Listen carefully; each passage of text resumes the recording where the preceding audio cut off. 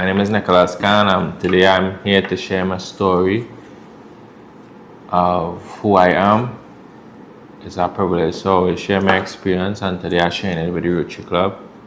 So at the age of 13 years, I would have run away from home due to feeling unwanted, feeling unloved, and a lot of things in the household. I ended up on the streets, and from there I took down a path that I didn't know I could end up or even come out of. So by the age of 17 years, I was arrested for murder, and during my time in prison, I was able to adapt very quickly to my environment because at that age, all I knew was survival. During my period inside there, I would have encountered a lot of different emotions, facing a lot of rejection, and I didn't know my life would end up.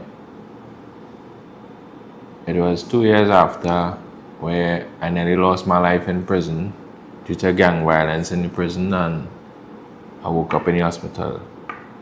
But that didn't really teach me a lesson because at that time I just wanted revenge, which I actually did in the long run. And the same person that inflicted wounds in me, I had was to inflict more wounds in him, and I was given an additional charge while I was incarcerated. And I think that experience was the eye-opener because it was my first conviction. An additional charge, I was convicted because I took accountability for my actions, and I was sent to a different institution, Prosperity prison. And it was at that moment I met other inmate. At the time, he was more mature, more ageable than me. I could have been around 20 years at the time, and it just took me by surprise that somebody so mature could be in prison. And from there we engaged in a conversation because I was just curious to know why he in prison. He could have been my grandfather, and he told me he was in prison for murder, which was the same charge I was. And out of curiosity again, I asked him how long he was inside, and he told me 30 years. And I think it was at that moment I get to realize where I actually was. And from there we begin to speak and talk about like my case and so forth. And it was at that moment he asked me if I wanted a book to read. And I told him I can't really read. And he still gave me a book and tell me all the time in the world. And I was able to be guided through him. Martin Reed is his name. And after a few days I was reading novels. And it was a book that I stumbled upon by Tupac Shakur, A Rose That Grew From Concrete. And it was actually a poem book. And reading that book, I saw a reflection of my own life.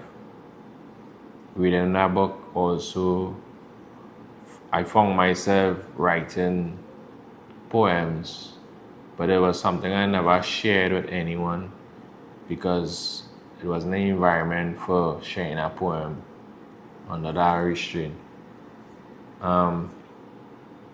Fast forward to finishing my sentence, I was able to finish my time, but I was still on remand because I have other charges I had to face. And it was at that moment where other people started to get to know that I was writing poems because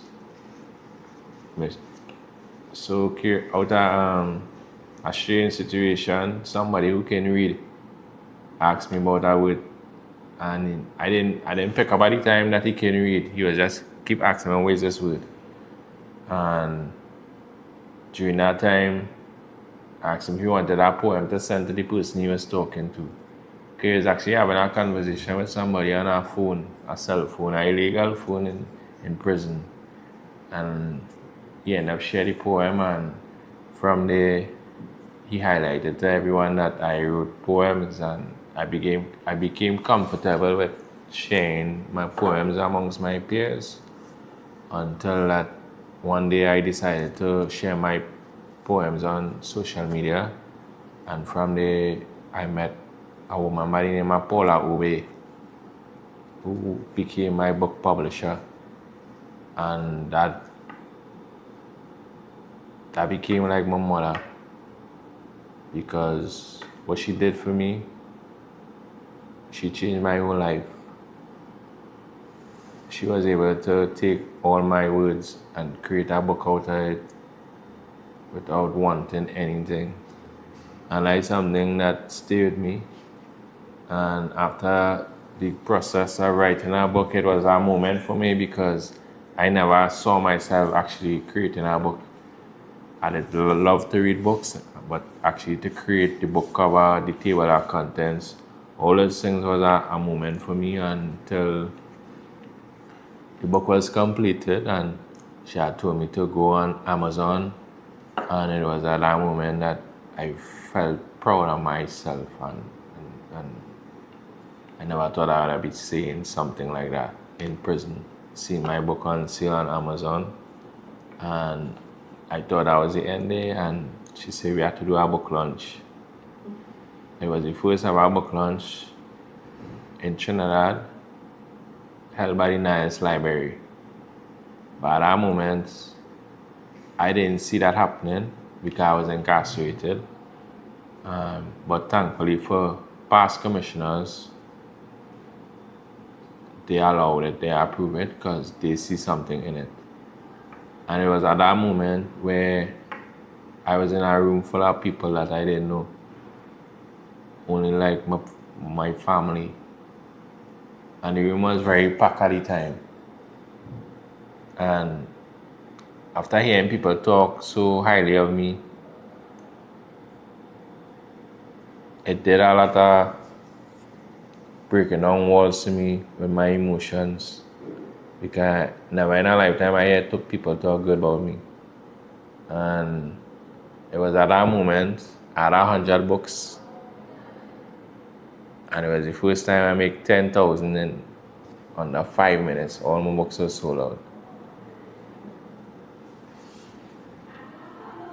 I still talk about that money because I spent more money than in my life before and after prison. And that money today does always feel like $10 million. Because I understood the meaning of when you work hard for something, there's benefit, the rewards. And at that moment, I took that same money and started a business with my family on the outside. My little brother in particular was my focus because he had now finished school and I didn't want him to follow in my footsteps. So we created a branding business. And today that business still exists from 2014. And fast forward to 2 years, no, not even 2 years, a year later, I was introduced to the National Poetry Slam. They wanted me to perform spoken word at the slam, and that was something that they were testing. It never happened before. And I was able to compete in that competition for 3 years. And that stemmed from an event Boca Split Fest had in the prison. And it was a moment where I performed in front of Marshall Montano, Anya Yongchi, and Kess, and by a very special lady by the name of Dr. Bajai Singer from Incarceration Nation Network. And the spoken word basically rocked the whole prison. And it was at that moment I met Marshall for the first time, and he came up to me and told me people don't impress him, but I really impressed him.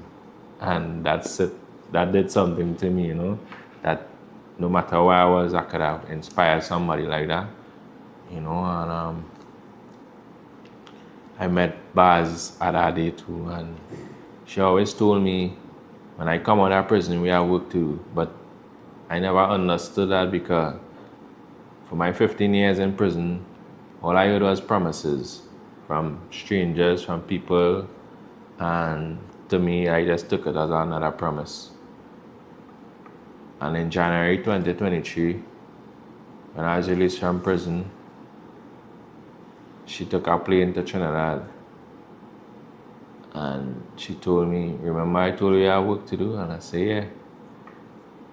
She said, let's go to Custard. And when I went Custard, just like I'm sharing my experience, they offered me a job to be part of a program for formerly incarcerated persons, which I was a coordinator for. And for the past 3 years, I've been working with formerly incarcerated persons who came out of prisons, and we have them studying at the institution.